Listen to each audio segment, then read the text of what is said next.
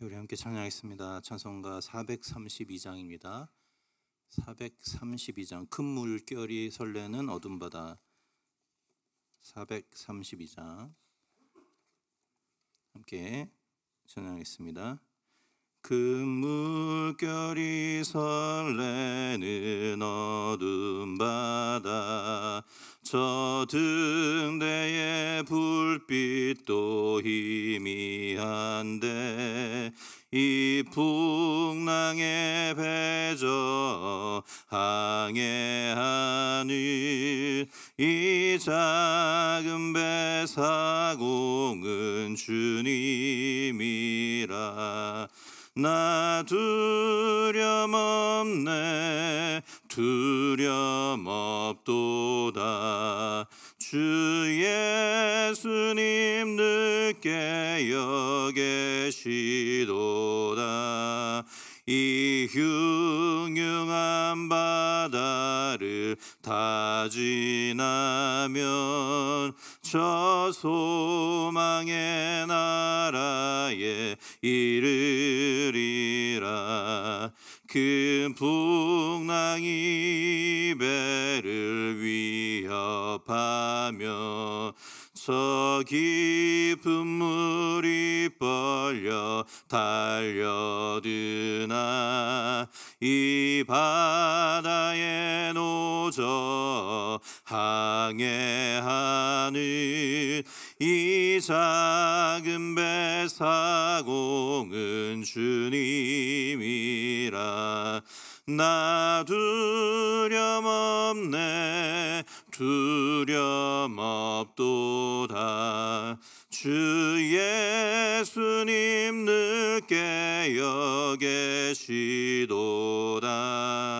이 흉흉한 바다를 다 지나면 저 소망의 나라에 이르리라. 큰 소리로 물결을 명하시면 이 바다는 고요히 잠자리라. 저 동력이 환하게 밝아올 때 나 주 함께 이 바다 건너가리. 나 두려움없네, 두려움없도다. 주 예수님 늦게 여계시도다. 이 흉흉한 바다를 다 지나면 저 소망의 나라에 이르리라. 네, 기도하겠습니다. 하나님 감사를 드립니다. 오늘도 흉흉한 바다를 항해하는 것 같은 우리의 험난한 인생 가운데 우리의 사공이 되셔서 우리 삶 가운데 자정하여 주시고 우리의 삶을 인도하시는 그 예수 그리스도의 놀라운 은혜에 감사와 찬양과 영광을 돌려드립니다. 오늘 이 아침에 하나님의 말씀 앞에 귀 기울이고 주 앞에 기도로 나아갈 때에 그 놀라신 주님의 은혜를 다시 한번 기억하는 저희들 되게 하여 주시고 우리의 험난한 인생을 주님께 온전히 내어 맡기고 주님께서 친히 우리의 삶을 운전해 가시도록 주님께 온전히 신뢰하며 나아가는 저희들의 삶 될 수 있도록 주께서 함께하여 주시옵소서. 감사하며 예수님의 이름으로 기도하옵나이다. 아멘. 예, 오늘 함께 나눌 말씀 에스더 4장입니다.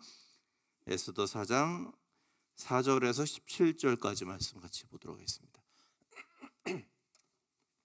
에스더 4장 4절에서 17절까지 말씀입니다. 하셨으면 제가 봉독해 드리도록 하겠습니다.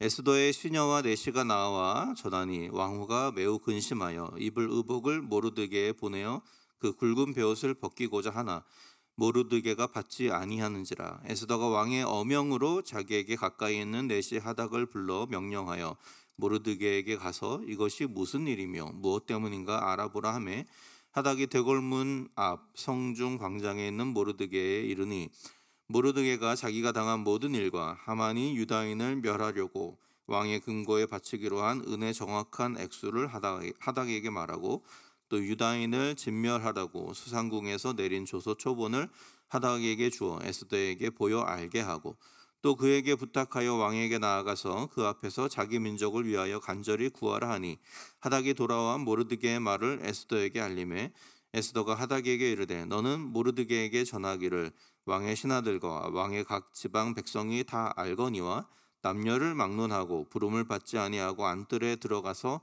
왕에게 나아가면 오직 죽이는 법이요 왕이 그 자에게 금규를 내밀어야 살 것이라. 이제 내가 부름을 입어 왕에게 나아가지 못한 지가 이미 30일이라 하라 하니라. 그가 에스더의 말을 모르드게에게 전하매 모르드게가 그를 시켜 에스더에게 회답하되 너는 왕궁에 있으니 모든 유다인 중에 홀로 목숨을 건지리라 생각하지 말라. 이때 내가 만일 잠잠하여 말이 없으면 유다인은 다른 데로 말미암아 노임과 구원을 얻으려니와 너와 내 아버지 집은 멸망하리라. 내가 왕후의 자리를 얻은 것이 이때를 위함이 아닌지 누가 알겠느냐 하니 에스더가 모르드게에게 회답하여 이르되 당신은 가서 수산에 있는 유다인을 다 모으고 나를 위하여 금식하되 밤낮 3일을 먹지도 말고 마시지도 마소서. 나도 나의 시녀와 더불어 이렇게 금식한 후에 규례를 어기고 왕에게 나아가리니 죽으면 죽으리이다 하니라. 모르드게가 가서 에스더가 명령한 대로 다 행하니라. 아멘. 오늘 말씀은 에스더 4장 말씀입니다. 그 2차 대전 기간 중에 기적의 철수 작전이라고 불리는 연합군의 덩케르트 철수 작전이라는 것이 있었다고 합니다. 이게 이제 1940년 5월 말부터 6월 초까지 프랑스 북부의 덩케르트라는 지역에서 이루어진 대규모 구출 작전인데요. 이때 어떤 상황이었냐면 이 5월 초부터 이 나치군이 이제 그 자기 군대를 빨리 모아서 프랑스 그 지역 북부 지역으로 빨리 이렇게 진격하던 때라고 합니다. 그래서 어쩌다 보니까 이 40만 명이나 되는 연합군과 영국군의 그 연합군이 이제 거기에 포위되는 상황에 이르렀던 거죠. 유일한 탈출 방법이 무엇이냐면 이 덩케르트라고 불리던 해안 지역을 통해서 탈출하는 것뿐이었는데 문제는 이 해안 지역이 조류가 심하고 또 수심이 얕았기 때문에 커다란 수송선이나 이런 군함들이 접근하기가 굉장히 불가능한 지역이었다고 합니다. 그렇다 보니까 이제 이 연합군은 다른 특별한 어떤 변화가 없으면 사실상 전멸의 위기 가운데 처한 그런 상황이었던 것이죠. 그런데 이상하게도 이 구출 작전이 진행되는 동안 수많은 설명할 수 없는 여러 가지 일들이 동시에 일어나게 됩니다. 우선 이 히틀러가 빨리 진격하고 있는 자기 군대를 우선은 진격을 중단하라는 명령을 내려요. 역사가들이 왜 그 명령을 내렸는지 도무지 이해를 할 수 없다고 이야기하는 그런 결정이었습니다. 어쨌든 그의 진격 중지 명령으로 육지에 있던 그 연합군들은 해안까지 이동할 수 있는 시간을 벌게 되죠. 그리고 또 날씨 또한 갑자기 변하는데요. 육군과 달리 독일의 공군은 계속해서 이제 공습을 하고 있었던 시간이었는데 연합군의 철수가 이루어지는 동안 이 내륙 지역에는 예상치 못한 안개와 악천후, 막 구름 이런 것들이 발생을 해가지고 시야를 확보하기가 어렵게 됩니다. 시야를 확보하니까 미사일로 공격을 할 수 없게 되는 거죠. 더 놀라운 것은 평소에 조류가 높고 파도가 높기로 유명했던 이 덩케르트 해안 지역이 연합군이 도착할 때쯤에는 너무나 평온하고 조용해져 버렸다는 것이죠. 이 평온한 해상 조건 때문에 큰 군함이 진입할 수 없는 그 해안가로 소형 어선과 작은 보트들과 민간 요트들이 쉽게 도달을 해가지고 병사들을 빨리빨리 실어 나올 수 있게 되었던 것이죠. 그래서 성공적으로 이 철수 작전이 마무리가 됩니다. 그래서 후에 처칠이 이 사건을 언급을 하면서 우리가 이 사건을 승리라고 표현할 수는 없겠지만 이 구출 작전에는 분명한 기적의 요소들이 있었고 그래서 우리는 하나님께 감사해야 된다 이렇게 말을 했다고도 합니다. 그래서 당시에 많은 영국의 기독교인들과 교회들도 이 사건을 하나님의 보호하심과 섭리를 보여주는 사건으로 이해를 했다고 알려지죠. 이렇게 하나님의 은혜와 섭리는 우리가 예상하지 못하는 상황 속에서 예상하지 못하는 방식으로 우리와 함께 할 수 있습니다. 오늘 우리가 읽은 에스더 또한 이렇듯 세상 속에서 일하고 계신 하나님의 섭리를 보여주는데요. 에스더에는 하나님이라는 단어가 나오지 않는 것으로 굉장히 유명합니다. 많은 학자들은 이 에스더서가 하나님이라는 단어를 의도적으로 포함시키지 않은 이유를 에스더의 전체 주제와 연관지어서 설명을 하고는 합니다. 그러니까 에스더서의 전체 주제는 하나님과는 상관없어 보이는 지극히 제약되고 세속적인 세상 속에서도 하나님은 은밀하게 일하시고 자신의 뜻을 이루어 가신다라는 것이 에스더의 전체 주제입니다. 그래서 오늘 본문에 보면 폭군으로 유명했던 아하수에로 왕이나 음흉한 어떤 하만이 세운 유대인 학살 계획 등과 같은 여러 가지 사건들은 하나님과는 별로 상관없어 보이는 아주 지극히 세속적인 그런 사건들이죠. 그런데 에스더는 바로 그렇게 지극히 세속적인 현장 속에서도 하나님이 여전히 일하고 계시다는 것을 강조를 합니다. 그리고 동시에 하나님이 섭리하신다, 하나님이 모든 것을 일하신다라는 말이 어차피 하나님이 일하실 것이니 우리는 그냥 앉아서 구경이나 하자, 이런 뜻이 아니라는 것을 에스더서는 보여줍니다. 분명히 하나님은 일하시지만 그러나 하나님은 인간에게 주신 힘과 재능과 물질과 노력을 사용해서 일하시는 것이죠. 그렇기 때문에 하나님의 큰 일은 어떤 의미에서는 인간과의 협력을 통해서 이루어진다라고 말할 수 있습니다. 우리가 읽은 이 오늘 본문 4장이 이 두 가지 사실을 아주 균형 있게 보여주는 본문이라고 할 수 있습니다.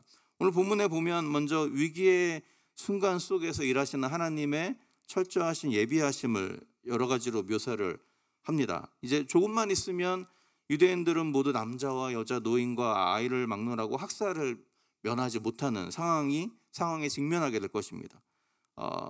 이런 상황 속에서 사람들은 하나님은 도대체 뭐 하고 계신가 이렇게 생각할 수 있겠지만 오늘 본문을 보면 하나님이 이것을 위해서 굉장히 치밀한 계획을 세우고 있었다는 것을 우리가 알게 됩니다. 사실은 포로로 잡혀왔던 모르드게의 가족이 수산성에 정착하게 하신 것도 하나님이셨던 것이고요. 에스더의 부모가 죽고 모르드게에게 사촌 동생을 딸처럼 키우게 하신 것도 하나님이셨습니다. 새로운 왕후 선발이 있었을 때 사람들의 눈에 에스더가 사랑스럽게 보이게 하신 것도 하나님이 하신 일이고요. 왕후로 선발되게 하신 것도 하나님이 하신 것이죠. 또 오늘 본문에 나오지 않지만 6장에 보면 한 민족의 학살 계획이라는 그런 음모가 펼쳐지고 있을 때 6장을 보면 하나님이 이 왕에게 불면증을 주십니다. 그래서 잠을 못 자게 했어요. 그러니까는 잠을 못 자니까 예전에 있었던 역대 그 왕들이 기록한 기록 문서를 보게 하시죠. 거기서 모르드게라는 사람이 나의 생명을 구해준 적이 있었지라는 것을 다시 깨닫게 합니다. 그래서 모르드게를 사람들 앞에서 높여주죠. 이런 과정을 통해서 점차 조금씩 하나님이 하만의 그 음모를 이렇게 무너뜨리는 모습들을 우리가 성경이 설명을 하고 있는 것이죠.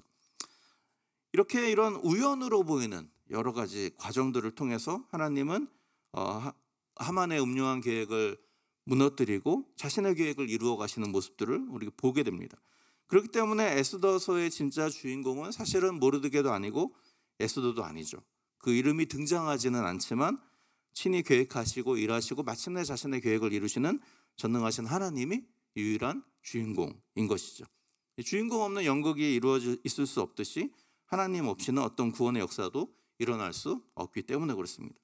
그렇기 때문에 우리도 마찬가지로 우리 인생의 주인공이 내가 아니라 하나님이라는 것을 인정할 필요가 있겠습니다. 세상은 나 중심으로 돌아가는 것이 아니고 하나님 중심으로 돌아가고 있습니다. 내가 아무리 잘난 척한다 할지라도 하나님이 계시지 않는다면 우리는 아무것도 할 수 없는 존재일 뿐인 것이죠. 비록 우리의 직장이나 비즈니스나 가정을 꾸려가는 모든 일 가운데 하나님이라는 존재가 잘 드러나지는 않지만 그 모든 순간 뒤에도 보이지 않는 하나님이 계시고 그 하나님께서 자신의 일을 이루어 가고 계신 것이죠. 그렇기 때문에 우리는 이것을 기억하면서 날마다 겸손하게 하나님의 은혜와 능력을 구하며 하나님 의존적으로 살아갈 필요가 있는 것입니다. 그러나 다른 한편으로 오늘 본문은 이렇게 철저하게 준비하시고 계획하시는 하나님의 구원의 사역을 이루기 위해서 반드시 인간의 동참이 필요하다는 것을 또 보여줍니다. 에스더가 바로 그런 사람이죠. 오늘 본문에 보면 에스더는 왕후였지만 유대인이 당한 이 여러 가지 어려움들을 위해서 스스로 뭔가 할 수 있는 것이 아무것도 없는 존재로 그려집니다. 왕궁 안에 있었기 때문에 그 소식조차도 모르드게를 통해서 들을 수밖에 없는 상황이었고, 왕후가 되었지만 조금씩 시간이 지나면서 점차 왕의 관심에서 밀려나고 있는 상황이기도 했습니다. 부부임에도 불구하고 만난 지가 한 달이 넘었다라는 오늘 본문의 말씀을 보면 에스더가 이제 왕에게 무언가를 부탁하기 굉장히 어려운 상황 가운데 있다는 것을 알게 되죠. 특별히 1세기 유대인 저자였던 요세푸스의 글에 따르면요, 당시에 아하수에로 왕이 암살에 대한 그런 어떤 염려가 많았기 때문에 자기의 그 집무실 바로 입구에다가 도끼를 든 수많은 그 경비병들을 세워놓았다라고 이렇게 이야기를 하고 있습니다. 그리고 누구나 허락이 없이 접근하면 도끼로 죽일 수 있는 권한을 그들에게 주었다, 이렇게 이야기를 하고 있죠. 만일 그 요세푸스의 그 언급이 사실이라면 에스더도 굉장히 어려운 상황 가운데 있다는 것을 알게 됩니다. 왕이 불러주기를 기다리자 보니 시간이 급박하고 허락도 없이 왕에게 찾아가려고 하다 보니 자칫하면 죽을 수도 있는 상황인 것이죠. 이러지도 저러지도 못하는 상황입니다. 이때 이제 모르드게가 에스더에서 가장 중요한 구절 중에 하나인 오늘 본문 14절을 이렇게 말을 하죠. 14절에 보면 이렇게 돼 있죠. 이때 네가 만일 잠잠하여 말이 없으면 유다에는 다른 데로 말미암아 노임과 구원을 얻으려니와 너와 내 아버지의 집은 멸망하리라. 내가 왕후의 자리를 얻은 것이 이때를 위함이 아닌지 누가 알겠느냐. 다른 데로 말미암아, 하나님으로부터라고 말하지 않고 다른 데로라고 말합니다. 제가 말씀드린 것처럼 하나님이라는 말을 의도적으로 사용을 하지 않는 거죠. 그러니까 이런 모든 상황 속에서 하나님이 일하고 계시다라는 것을 강조하지만, 또 다른 한편으로 오늘 본문은 그 하나님이 너를 나의 일에 동참하도록 요구하신다라는 것을 또한 말씀을 해주죠.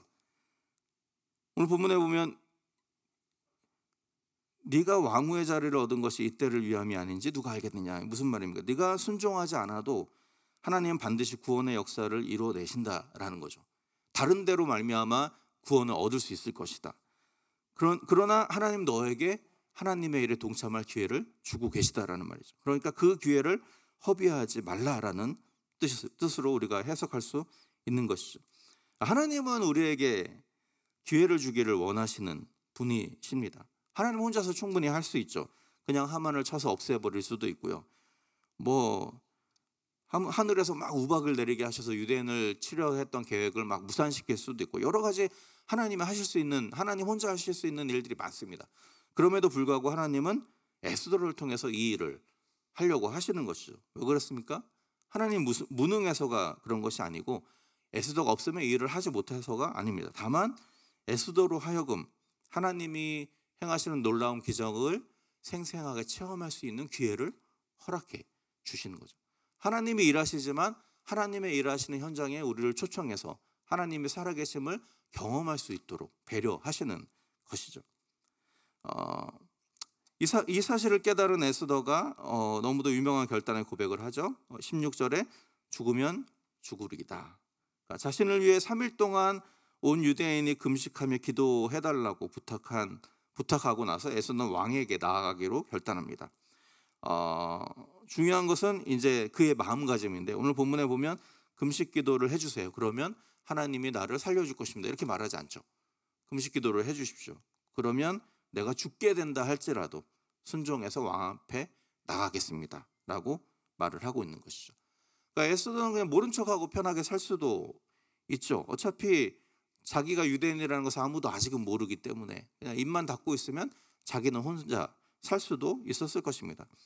그러나 그는 이 모든 일들을 섭리하시는 하나님께 내어 맡기기로 결정하는 것이죠. 그래서 왕의 규례를 어기면서까지, 죽게 될 것을 각오하면서까지 왕 앞으로 가기로 결정하는 것입니다.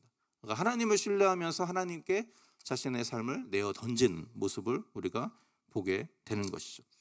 이렇게 하나님이 주신 기회를 기꺼이 붙잡는 그를 통해서 하나님이 놀라운 계획을 성취하게 하시고, 그것을 통해 에스더와 모르드게는 하나님을 순종할 때 우리가 하나님의 놀라운 일들을 경험할 수 있구나라는 사실을 깨닫게 되는 것이죠. 서두에 말씀드렸던 이 덩케르트 철수 작전을 다시 한번 생각을 해보면요, 아무리 뭐 히틀러가 중격을 중지하라는 명령을 내리고 설명하기 힘든 날씨의 변화가 뭐 하나님이 허락하신 기적으로 일어났다 할지라도 목숨을 걸고 자기의 고기잡이 배와 요트와 보트를 해안가로 보낸 그런 어떤 어부들과 그 민간인들의 노력이 없었다면, 헌신이 없었다면 철수 작전은 성공하지 못했겠죠. 마찬가지라고 할 수 있습니다. 우리의 삶 속에서 하나님의 모든 일들을 하시지만, 그러나 그 하나님의 일에 기꺼이 동참하기로 우리 삶을 하나님께 내어 던지지 않는 이상 우리는 그 하나님의 일의 일부가 될 수 없다라는 것이죠. 우리가 잘 아는 사형리의 첫 장에 이런 내용이 나오죠. 하나님은 당신을 위한 위대한 계획을 가지고 계십니다. 에스더서는 그 말씀이 진리라는 것을 잘 보여줍니다. 그러나 동시에 에스더서는 또한 그 위대한 하나님의 계획이 성취되려면 하나님뿐만 아니라 기꺼이 그 기회를 사기로 결단하는 인간의 헌신이 필요하다는 것을 우리에게 이야기해 주는 것이죠. 마찬가지로 주님은 우리 각자가 에스더처럼 생명을 걸고 하나님의 일에 뛰어드는 주님의 백성이 되기를 원하고 계십니다. 우리를 통해서 이루고자 하시는 하나님의 계획이 무엇인지는 사람마다 다를 수 있겠죠. 그러나 그 계획이 이루어지는 방식은 동일하다고 할 수 있습니다. 섭리하시는 하나님의 능력과 그 하나님을 위해 생명을 걸고 참여하는 인간의 헌신과 인간의 희생이 만나질 때 하나님의 놀라운 일하심은 우리 삶 속에서 우리가 경험할 수 있게 되는 것이죠. 오늘 이 말씀을 기억하면서 혹시 여러분 각자에게 하나님이 보여주셨지만 또는 하나님이 나에게 말씀하셨지만 나의 환경이나 현실적인 문제 때문에 잠시 뒤로 미루고 있었던 어떤 문제들이 있지 않은지 한번 돌이켜 보면 좋겠습니다. 하나님이 이런저런 모양으로 부담감을 주시기는 했지만 여러 가지 핑계를 대면서 차일피일 미뤄왔던 어떤 일들이 있는지 한번 생각해 보면 좋겠습니다. 그리고 그런 일들이 오늘 생각이 나신다면 우리가 더 이상 미뤄들지 말고 그 일에 뛰어드시는 여러분들이 되면 좋겠습니다. 하나님이 초청하시는 그 일에 헌신할 때 우리는 비로소 나의 머리로는 예상할 수 없었던 하나님의 놀라운 일들이 하나님의 방식으로 이루어지는 것을 경험하게 될 것이고, 그런 경험이 쌓이게 될 때 우리는 더욱더 하나님을 신뢰하는 하나님의 백성으로 살아갈 수 있게 될 것입니다. 오늘 이 말씀을 기억하면서 정말 우리 삶 가운데 하나님이 예비해 두신 놀라운 하나님의 계획에 하나님을 신뢰함으로 뛰어들고 그로 말미암아 하나님의 놀라우신 살아계심을 경험하는 저와 여러분들의 삶이 될 수 있기를 주님의 이름으로 축원합니다. 기도하겠습니다. 사랑의 주님, 오늘 이 에스더의 말씀을 통하여서 하나님 주님의 모습이 보이지 않는 수많은 세속적인 삶의 현장 속에서도 주님께서 여전히 일하고 계시고 우리 삶을 위해서 세밀하고 또 치밀하게 계획하고 계신다는 사실을 우리가 보게 되었습니다. 주님, 이 놀라운 하나님의 은혜에 감사하며 날마다 우리 삶을 살아갈 때 우리 뒤에 계신 하나님을 의지하고 의식하며 살아가는 저희들 될 수 있도록 주께서 함께하여 주시옵소서. 그러나 주님, 하나님께서 우리의 삶 속에서 일하신다라는 말씀이 우리가 아무것도 하지 않고 그저 구경꾼으로 있어도 된다는 말이 아닌 것을 우리가 또한 고백합니다. 하나님, 주님, 우리에게 하나님의 놀라우신 일하심에 함께 동참하기를 원하시고 우리가 우리의 주님의 그 놀라우신 일하심의 현장에 뛰어들기를 원하시며 우리를 초청하시는 주님이신 것을 고백합니다. 우리 삶을 돌아보며 때로 주님께서 우리에게 이러저런 마음의 부담감을 주시고 이러저러한 하나님의 말씀을 우리에게 보여주실 때 우리가 미루거나 우리의 어떤 환경적인 어려움 때문에 우리가 그것을 거부하지 않게 하여 주시고 때로는 힘들고 어려운 명령이라 할지라도 주님이 우리에게 부담감을 주실 때 기꺼이 순종하고 그 일에 뛰어들므로 말미암아 하나님의 놀라우신 살아계신 역사를 경험하는 저희들의 삶이 될 수 있도록 주께서 축복하여 주시옵소서.